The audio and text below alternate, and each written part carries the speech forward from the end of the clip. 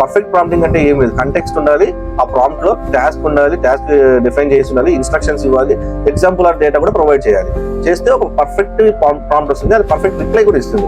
So మనం అనుకున్నాం కదా మనం ఎలా అడిగితే ఎలా రిప్లై ఇస్తుంది అదే. సో పర్ఫెక్ట్ ప్రాంప్ట్ అనేది ఒక ఎగ్జాంపుల్ చూపిస్తాను మీకు.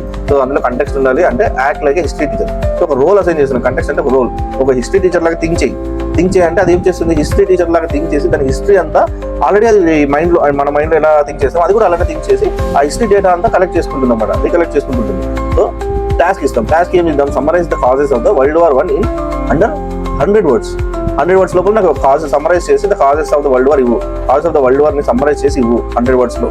సో ఇన్స్ట్రక్షన్ మనం ఏమి ఇస్తున్నాం, యూజ్ సింపుల్ లాంగ్వేజ్, అంటే మనం టోన్ ఇచ్చాం, ఎమోషనల్ కానీ అట్లా ఇన్స్పిరేషనల్ కానీ ఏదైనా ఇచ్చాం కదా. సో ఆ సింపుల్ లాంగ్వేజ్ లో ఇవ్వు, ఎందుకంటే ఇది suitable for 8th grade students. Instruction ఇచ్చాం. సో ఇంకోటి data or example, add 3 key bullet points at the end for the preparation. ఇది మీరు ఇచ్చినా ఇవ్వకపోయినా పర్లేదు, ఇస్తే ఇంకా మంచి రిజల్ట్స్ వస్తాయని నేను చెప్తున్నాను. So add 3 key points. So ఇప్పుడు చూద్దాం ఎలా ఉంటుందో. ఓకే చూడండి, ప్రాంప్ట్ మనం ఇస్తే ఈ ప్రాంప్ట్, ఎందుకంటే ఎందుకు పర్ఫెక్ట్ ప్రాంప్ట్ అనేది అన్నాను, ఈ పర్ఫెక్ట్ ప్రాంప్ట్ లో ఎలా ఉండాలని కూడా చెప్పాను కదా.